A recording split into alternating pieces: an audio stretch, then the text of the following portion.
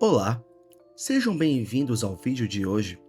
Dessa vez, eu trago um tema que tem se falado muito ultimamente, que é sobre a forma que a geração atual é vista pelos mais velhos e como isso se reflete tanto no mercado de trabalho quanto na sociedade como um todo. No mundo atual, digo não apenas no Brasil, mas também no cenário global, as gerações mais recentes estão impulsionando mudanças drásticas em vários setores sociais. Um ótimo exemplo pode ser visto no LinkedIn, InfoJobs, Indeed e dentre outras plataformas de trabalho. É comum ver vagas com salário confidencial, recrutadores reclamando que não conseguem contratar funcionários, ou que ninguém fica muito tempo na empresa, patrões reclamando que a nova geração não faz além do que está no contrato, que não buscam se esforçar, e outras coisas desse tipo. Em primeiro lugar, na grande maioria dos casos, adivinha de qual geração são esses patrões? Pois é, boomers.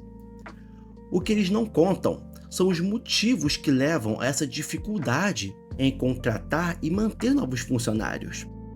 Uma escala 6 por 1, que por si só já é terrível, como também um salário que mal dá para sobreviver.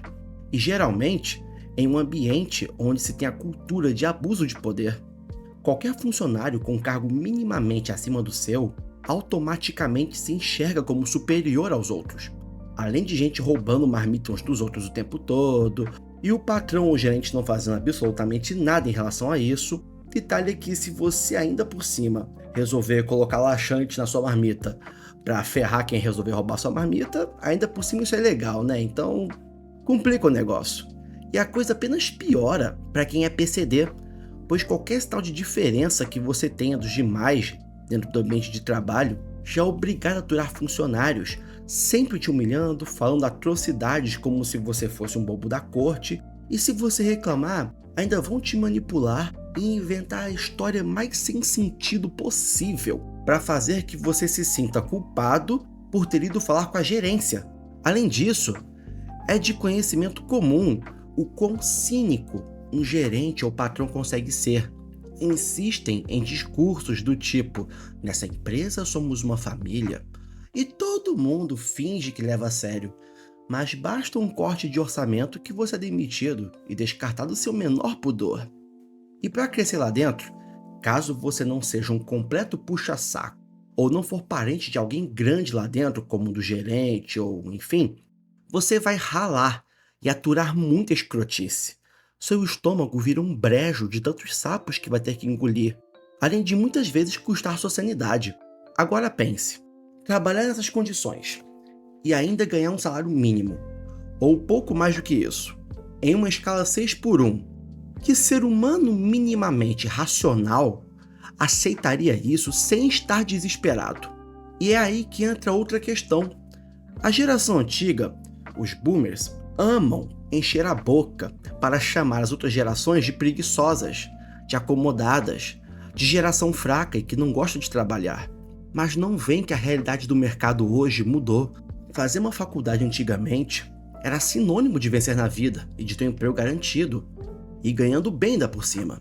Enquanto hoje, achar uma vaga que não peça experiência prévia por si só já é quase impossível, e exige não apenas uma formação acadêmica, mas muitas vezes um curso extra por fora, ou fluência em inglês, que já virou padrão em quase tudo que é vaga que eu vejo de nível superior, experiência de 2 anos comprovada, carteira de habilitação e dentre outras coisas, para um salário que muitas vezes não chega a R$ 2.000. Enquanto isso, antigamente, bastava você sair entregando currículos que era certo você ter um trabalho. Uma casa própria era algo que um trabalho comum não apenas permitia, como também era possível um homem sozinho sustentar mulher e filhos, apenas com ele trabalhando. Hoje, se os dois num casal não trabalharem, não vai ter comida na mesa para sustentar seus filhos. O custo de vida subiu a níveis estratosféricos. Mas ainda assim, os boomers preferem enxergar o mundo com os olhos de quando tinham 20 anos de idade. Acham muitas vezes que entrar em uma empresa e crescer lá dentro, ou virar funcionário público, é sinônimo automático de sucesso. Não ensinam finanças ou investimentos para seus filhos. e até desmotiva um filho de criar um próprio negócio às vezes, achando que é arriscado demais ou perda de tempo, ou até mesmo simplesmente tendo preconceito, a depender do negócio que seu filho estiver planejando. Um exemplo comum disso, em famílias de classe média principalmente, é que os pais às vezes dizem para os seus filhos estudarem para não virarem garis ou não venderem coisas no sinal. E sendo sincero, eu queria conseguir entender esse tipo de mentalidade, pois você que está assistindo, me responde, qual é o problema em uma pessoa resolver comprar um pack de água e revender na praia, por exemplo? Ou em um semáforo, um lugar público onde há uma circulação grande de pessoas? Sério, por quê? A pessoa não está prejudicando ninguém, ela simplesmente está pegando o próprio dinheiro dela e investindo em algo para obter lucro e conseguir sobreviver, e ainda por cima, gerar riqueza para si mesma. Ponto. Provavelmente, se você mora com os pais e está assistindo isso, sabe que no mínimo iriam querer te desmotivar caso você viesse com uma ideia parecida.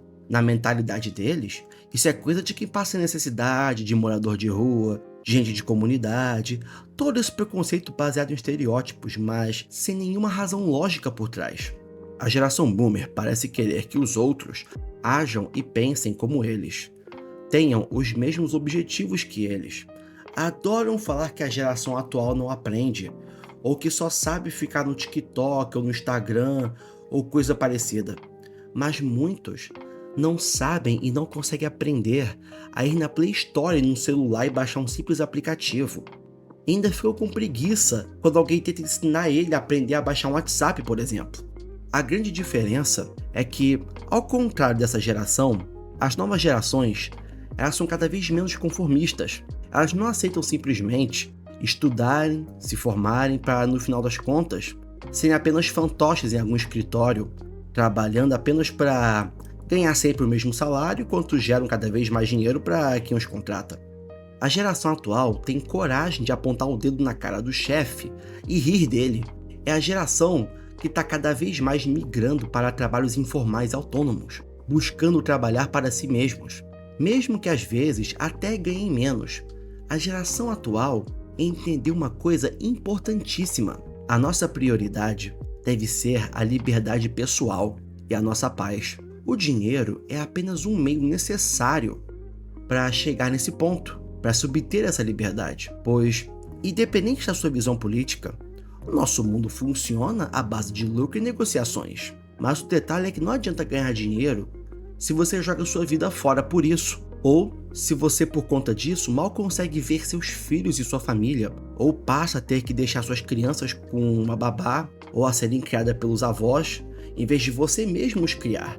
Isso é uma coisa que eu olho para isso e é simplesmente alienígena para a natureza de nossa espécie. Não faz sentido. Além de tudo, por conta dessa mudança de visão de mundo da geração Z comparada com a anterior, já se tem lugares no mundo onde as escalas de trabalho foram modificadas, e no Brasil já se fala nas câmaras políticas sobre a extinção da escala 6x1.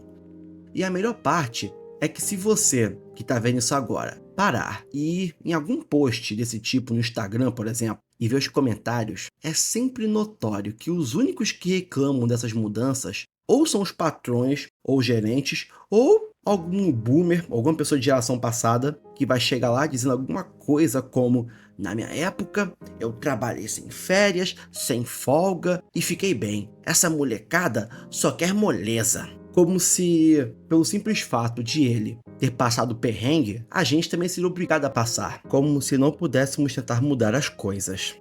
Outro ponto que deve ser analisado é que existe uma frase que virou modinha entre a galera mais velha, olhando para a sociedade atual e a economia. Essa frase é a seguinte: tempos difíceis criam homens fortes.